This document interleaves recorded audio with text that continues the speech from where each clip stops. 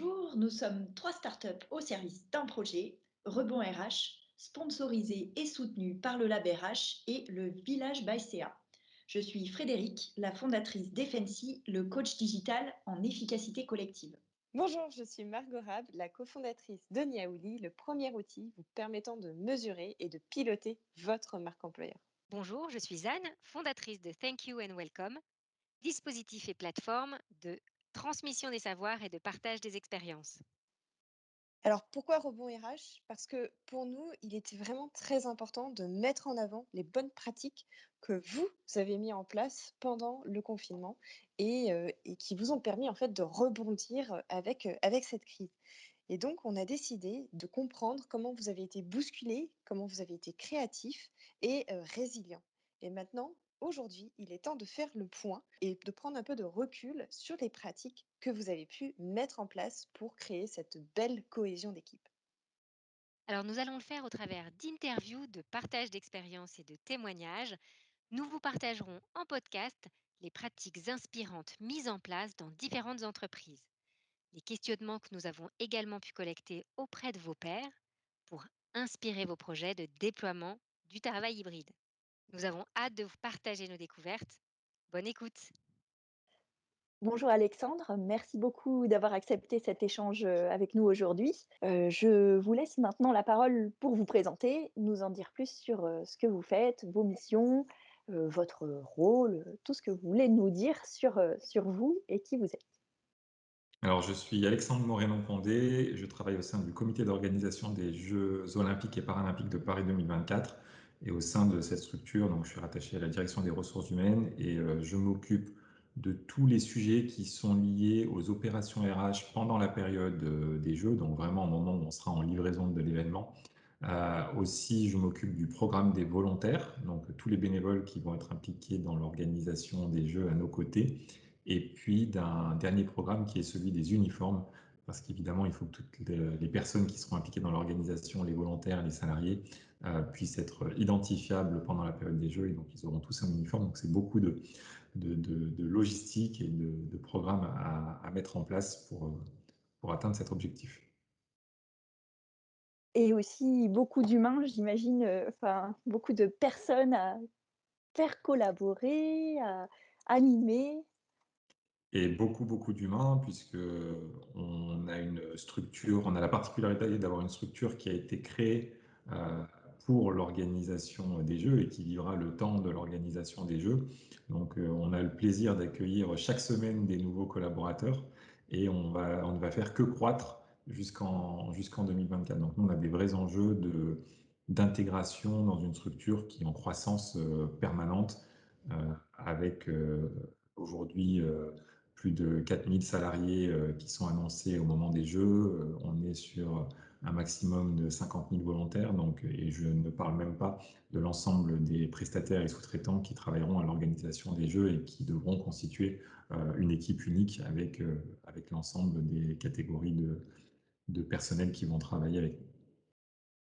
Je sens que vous avez beaucoup de choses à nous partager sur des bonnes pratiques en termes de cohésion d'équipe, d'autant plus que sans doute vous avez dû accueillir des personnes, de nouvelles personnes dans vos équipes, dans ce contexte-là et dans le contexte de crise sanitaire. Alors, comment ça s'est passé?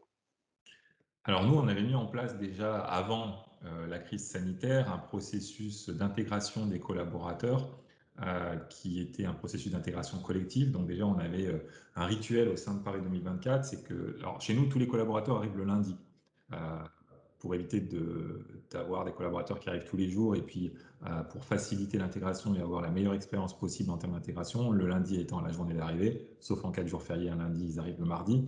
Mais ce qu'on faisait quand on avait, avant la période Covid, tous les lundis, on avait un petit déjeuner dans l'espace, on va dire, convivial de nos bureaux, de nos anciens bureaux, parce que depuis, on a déménagé.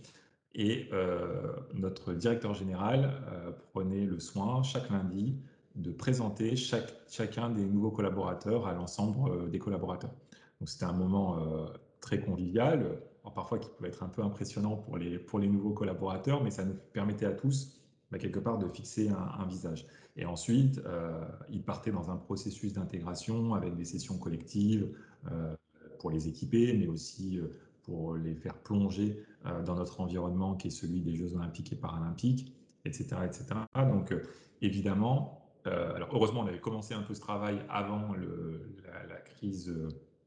la crise sanitaire, mais l'objectif était déjà de digitaliser un peu une partie de ce processus, donc vraiment rester dans un mélange entre présence physique et digitalisation, parce que l'avantage de la digitalisation, c'est que ça permettait de partager encore plus de contenu que ce qu'on pouvait faire quand on était en présence physique. Donc on avait déjà commencé à réfléchir à une nouvelle version quelque part de notre parcours d'intégration, mais on a dû l'accélérer avec la crise sanitaire. Par exemple, l'accueil des collaborateurs du lundi. Donc évidemment, ça devient plus compliqué tous les lundis d'organiser un déjeuner. Par contre, ce qu'on fait, c'est que notre direction exécutive a mis en place régulièrement, donc ça doit être, je ne suis pas sûr qu'il y ait une date fixe, mais à minima une fois par mois, on a ce qu'on appelle un open forum, donc en présence de notre direction générale, voire de notre présidence, et notre directeur général prend le soin à chaque un de ces open forums, après l'introduction, de présenter l'ensemble des nouveaux arrivants en les citant par leur prénom. Et puis on a l'occasion de s'applaudir par Teams, on n'opère pas quelque part, on a conservé cette pratique qu'on espère voir revivre de nouveau, on va dire en présence physique dès qu'on aura tous réintégré les bureaux. Parce que ce que j'ai pas précisé, c'est que depuis un an, on est en télétravail, donc on a eu une phase où on était en télétravail quasi exclusive, et là depuis de nombreux mois, notamment depuis l'automne dernier, on est on est en télétravail au moins 4 jours par semaine. Donc, on est très dans le travail à distance. Voilà. Donc l'Open Forum, c'est aussi un moyen dont je parlais tout à l'heure de nous tenir au courant en termes d'actualité au sein de l'entreprise, aussi de fêter quelque part nos succès, les avancées dans l'organisation des Jeux. Et puis voilà, de partager aussi tout ce qui a trait à notre organisation du travail pendant cette période un peu compliquée.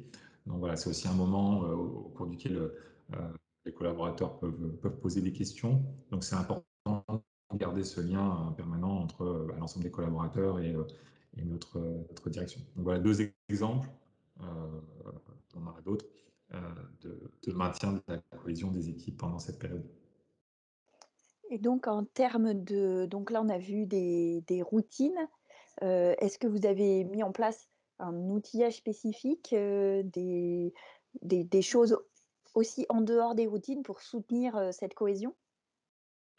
Alors, alors en termes d'outils, alors déjà, ce qui est super, c'est qu'on était déjà bien équipés, puisqu'on était quasiment tous équipés d'un ordinateur portable. Je dis quasiment tous, parce qu'on a certains collaborateurs, parce que leur travail impose des machines un peu plus puissantes. Mais on était tous équipés d'un ordinateur portable, on était tous équipés d'un smartphone, ce qui nous permet de travailler à distance facilement. Et on avait Teams déjà en utilisation au sein de nos équipes, donc ça c'était quand même très très pratique parce que Teams, euh, en tout cas les outils de visioconférence permettent d'échanger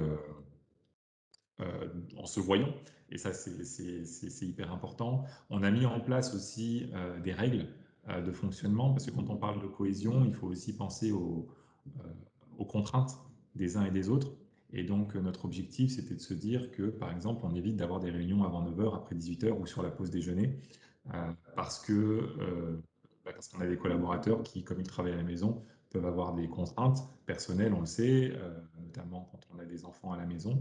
Et l'objectif, c'était de se dire, on ne veut pas qu'un collaborateur se retrouve dans une situation où il se sent finalement obligé de participer à une réunion alors qu'il est en difficulté, on va dire, en termes de gestion et de partage de sa vie personnelle et de sa vie professionnelle. De la même chose, on a demandé à ce que on limite les réunions inter-départements le mercredi, de manière aussi pour qu'on puisse avoir une journée où finalement, bon, on autorise les réunions d'équipe parce que c'est quand même plus facile à coordonner, mais on évite d'imposer à des collaborateurs d'être dans des réunions le mercredi au moment où on peut être aussi en gestion d'enfants à la maison. Donc ça participe à la cohésion d'équipe parce que du coup, on a des collaborateurs qui sont plus zen, on va dire, c'est quand même une vraie sécurité psychologique qu'on apporte en disant, ben voilà, on est en télétravail, on fait confiance à tout le monde,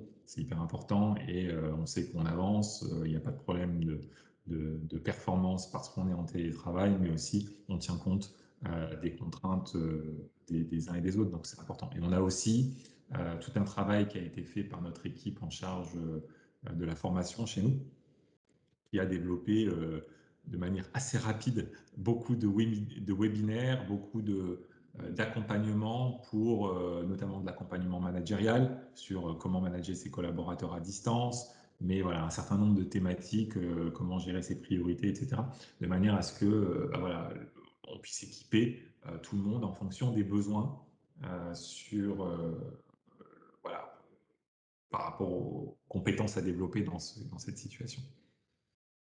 Donc finalement, en termes de bonnes pratiques, des règles de fonctionnement, un cadre bienveillant, attentif à aux différentes situations que peuvent vivre les uns et les autres et puis, un accompagnement par de la formation et un soutien. Hem, Qu'est-ce que vous diriez qui a bien marché ou n'a pas bien marché? Quels sont vos tops et quels sont vos flops de ce moment, pendant la crise sanitaire sur la cohésion d'équipe? Bah, honnêtement, dans les tops, je pense que le fait d'être équipé en termes de digital, d'outils numériques, d'outils de travail à distance est quand même clé. Ça a quand même permis, enfin, pour échanger avec des homologues dans d'autres entreprises, c'est vrai que le fait de, par exemple, avoir des visioconférences et non pas des échanges téléphoniques, le fait de pouvoir voir les gens, c'est un vrai avantage. Et donc ça, je pense que ça a été, c'est peut-être ce qu'on va appeler l'eau et le gaz et les fondamentaux, mais ça a été très très important et je pense que ça a vraiment permis euh, de, de maintenir ce lien. Les règles de fonctionnement qu'on s'est fixées ont été aussi très utiles parce que ça permet aux gens de se dire, bon bah voilà, on est tous dans le même bateau quelque part et on travaille tous ensemble, il y a un vrai respect mutuel des situations des uns et des autres.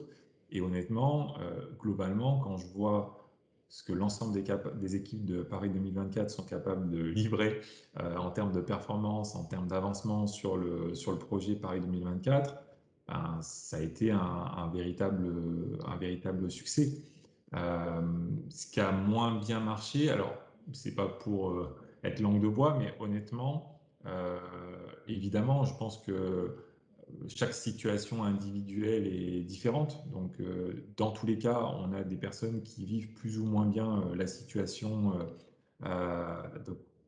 qu'on est en train de vivre, mais pas uniquement pour des raisons professionnelles, évidemment, et ça on l'a entendu partout dans les médias, et puis en fonction déjà de l'endroit dans lequel on vit, bah, c'est plus ou moins simple d'être en télétravail, mais de la même façon, on a trouvé des solutions, c'est-à-dire qu'une personne qui avait besoin de retourner au bureau, elle a pu retourner au bureau. Donc, spontanément, c'est un peu compliqué de vous dire vraiment ce qui a moins bien marché de manière générale parce que je trouve que les initiatives ont bien fonctionné. Honnêtement, moi, j'étais pas en charge directement de ces initiatives. Je travaille au sein de la direction des ressources humaines, mais je suis pas en charge de ces initiatives. Mais pourtant, bah, j'étais super fier de faire partie de cette entreprise parce que je trouvais qu'on avait quand même globalement très très bien géré la situation et ça a été plutôt agréable quoi, à vivre, malgré le contexte évidemment. Oui, évidemment. Ce que j'entends, c'est finalement, ouais, bienveillance et écoute, des collaborateurs en fonction des contextes, adaptation. C'est vrai que c'est des choses qui reviennent, souvent dans les échanges qu'on peut avoir, avec, différentes personnes dans les entreprises. Qu'est-ce que vous, du coup, recommanderiez ou disons, qu'est-ce que peut-être vous allez pérenniser? Parce que sans doute, enfin, vous allez me le confirmer, ce qui arrive vers nous, c'est du travail hybride. Comment est-ce que vous appréhendez ça? Est-ce qu'il y a des bonnes pratiques que vous allez conserver, des choses que vous allez modifier?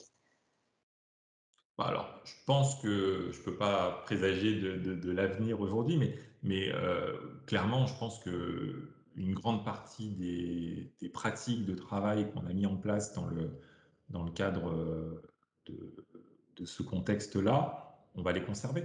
Nous, on a la particularité d'avoir une entreprise qui finalement, dans 3 ans et demi, n'existera plus.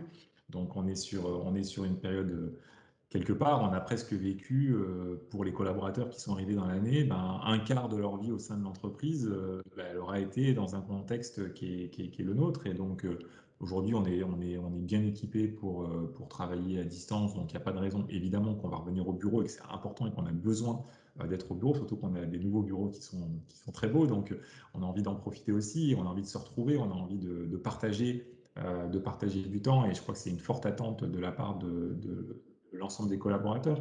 Mais on a aussi vu que bah, qu'on était aussi performant en travaillant à distance. Et donc je pense qu'effectivement, on trouvera un équilibre entre les deux.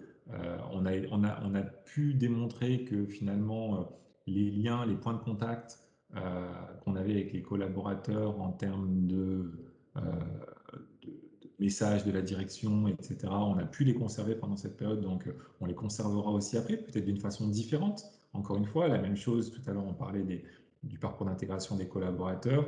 Peut-être qu'il y a des bonnes choses qu'on aura pu développer dans cette période qu'on va conserver et d'autres qu'on réadaptera parce qu'on considérera qu'elles sont plus adaptées à notre nouvelle vie, on va dire, dès qu'on pourra vraiment reprendre une activité normale, entre guillemets. Il y a plein de choses à conserver.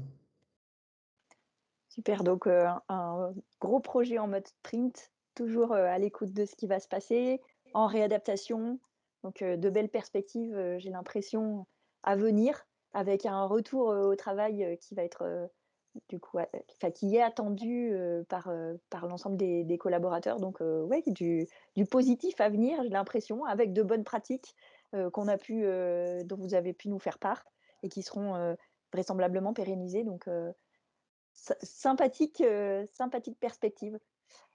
Je ne sais pas si vous avez d'autres choses à nous partager. Si, par exemple, il y avait alors quelque chose qu'on a fait au début de la crise, au bout de quelques semaines, on avait justement interrogé l'ensemble des managers, justement pour qu'ils puissent partager leurs bonnes pratiques. Parce qu'on trouvait que c'était intéressant. On en a certains qui avaient été assez actifs. On a tous connu un moment, bah, les réunions d'équipe ou les apéros, entre guillemets, en fin de journée, entre les équipes, etc. Donc, c'était intéressant de comprendre ce qui avait été mis en place dans chaque équipe, quelles sont aussi les difficultés que pouvaient rencontrer certains managers, de manière à pouvoir partager ces éléments plus largement et que d'autres puissent s'en inspirer. Donc, voilà. Je pense qu'il y a plein de petites choses qu'on a mis en place, qu'on ne voit pas forcément, dont je ne me souviens pas forcément d'ailleurs, mais qui ont été suffisamment efficaces pour qu'on puisse se trouver dans des bonnes situations. Il y a un élément qui a été important pour nous aussi, c'est que, comme je l'ai dit, nous, on a déménagé au mois de décembre. Donc, la particularité qu'on a eue, c'est que pour beaucoup, on a quitté les bureaux un jour en se disant que bah, finalement, on n'y reviendrait peut-être pas. On y est retourné uniquement pour aller faire nos cartons une journée et puis finalement arriver dans les nouveaux bureaux. Et malgré tout, on a organisé l'accueil des collaborateurs dans les nouveaux bureaux en respectant la distanciation physique. Donc on a fait arriver les gens sur plusieurs vagues quelque part, mais en répétant à chaque fois l'arrivée et tout le programme d'intégration des collaborateurs dans les nouveaux bureaux. Et c'était un moment super agréable parce que bah, on avait beau être à distance, c'était un peu particulier. C'était un moyen de tous se revoir aussi, en tout cas par équipe, parce qu'on arrivait par équipe. Et c'était super. Maintenant, on a des bureaux peut-être un peu grands pour le moment. Et du coup, comme on n'a pas l'habitude d'y aller tous les jours, on se perd un peu, mais ça va venir. Et voilà. Super, un grand merci pour ce partage de bonnes pratiques. Je pense ça donne envie de venir voir quasiment en live ce qui se passe. Vous nous l'avez bien fait vivre, en tout cas, au travers de votre témoignage. Un grand merci. Vous avez aimé ce podcast? Vous voulez en discuter? Vous voulez peut-être vous-même témoigner, partager ou questionner? Faites-nous part de vos commentaires. Contactez-nous et on se parle très vite. À bientôt pour un prochain épisode de Rebond RH.